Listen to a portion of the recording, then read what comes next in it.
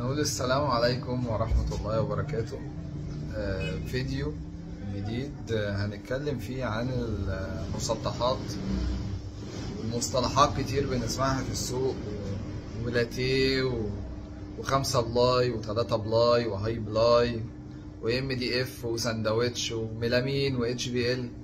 هنتكلم عن المرحلة ديت، مش هقدر اقول باستفاضة بس هنوضح حبة امور. اولا المسطحات دلوقتي في منها البراندات الهاي كواليتي، وفي حاجات اللي هي البراندات اللي اساميها معروفة، وفي ما يطلق عليه كبس جديد، وفي ما يطلق عليه محسن. تمام. البراندات المعروفة اللي هي الشركات الكبيرة المعروفة. بعد كده هتلاقي حاجات اسمها كبس جديد، او وبعد كده مميز، وبعد كده محسن اللي هو اقل درجة. طيب البراندات الكبيرة هنلاقي كونتر 5 بلاي و3 بلاي. يعني ايه 5 بلاي؟ 5 بلاي لما نيجي نبص كده، الطبقة الخارجية ديت والطبقة الخارجية ديت هنلاقيها تخينة، دوت ما يطلق عليه 5 بلاي. تمام. 3 بلاي الطبقة الخارجية هنا رفيعة من الناحيتين، يبقى احنا عرفنا ال5 بلاي او ال5 بلاي والهاي بلاي او ال3 بلاي، السكنس بتاع القشرة الخارجية. تمام. ادي الفرق اهو ما بين الاتنين عشان برضو يكون ايه واضح. تمام. كونتر ساندوتش. كونتر الساندوتش بيبقى عبارة عن ام دي اف من بره من الوجهين وخشب من جوه. ادي الكونتر الساندوتش، ام دي اف من الوجهين وخشب من جوه. تمام.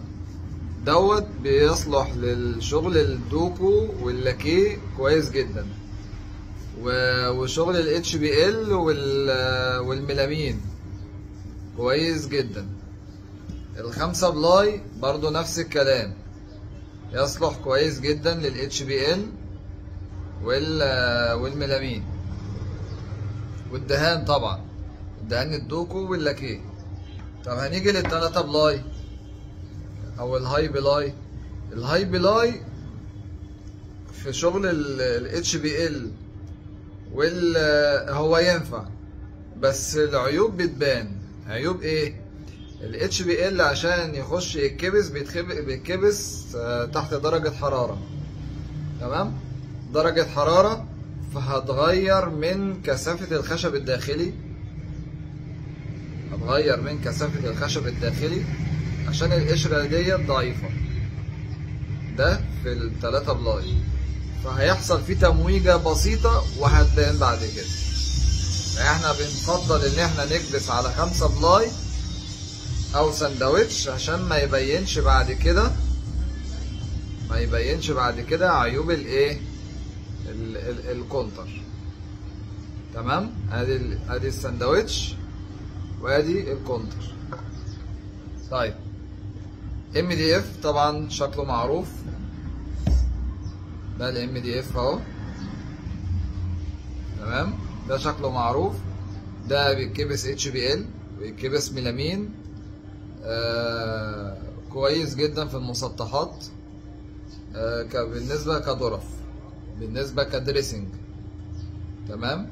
دريسنج ما بيتفكش ويتركب اكتر من مرة، يصلح للشغل دوت. تمام. الام دي اف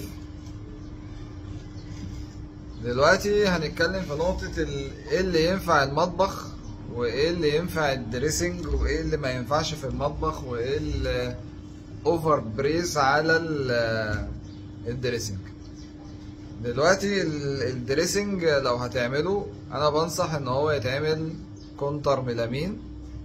ليه؟ انت مش محتاج ال HBL. ال HBL مقاومة للخدوش ومقاومة للحرارة وكماتيريال افضل، بس مش في مكانه. يعني ده دريسنج بتاع ملابس. هختار الكود اللي انا عايزه اذا كان على كونتر او على MDF، وهنعمل منه الدريسنج وهيبقى كويس جدا. طيب ليه بقى ما نعملوش في المطبخ؟ الميلامين الطبقة بتاعته الخارجية بتبقى ضعيفة، هتبقى مش مقاومة للخدش،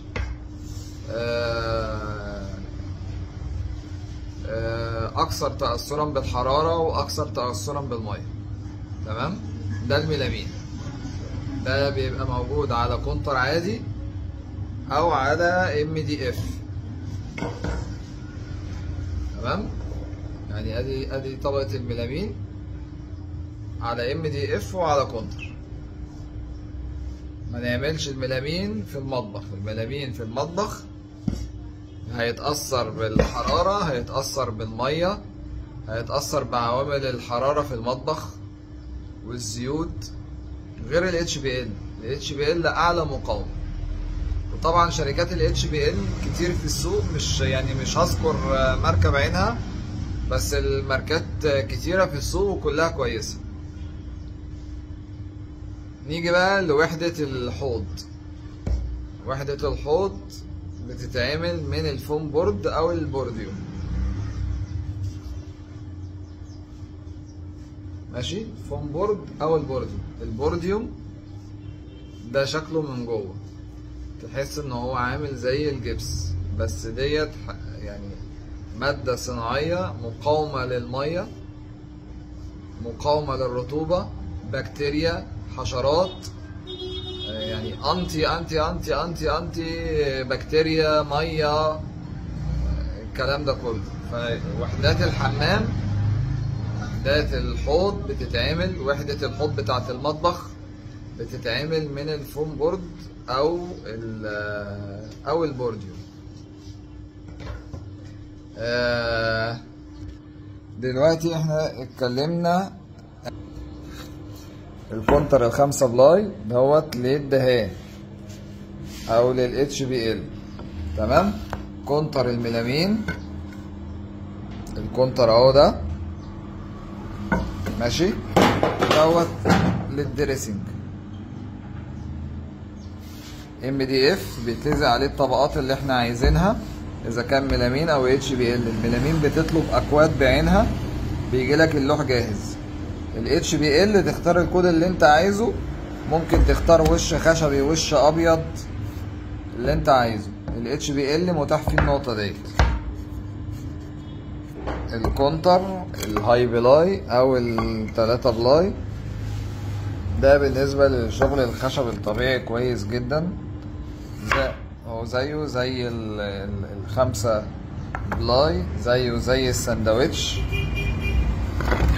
الحاجات ديت في الدوكو هتبقى كويسة جدا وينصح بيه جدا. شكرا ليكم جميعا، وارجو ان يكون الفيديو فيه استفادة، والسلام عليكم ورحمة الله وبركاته.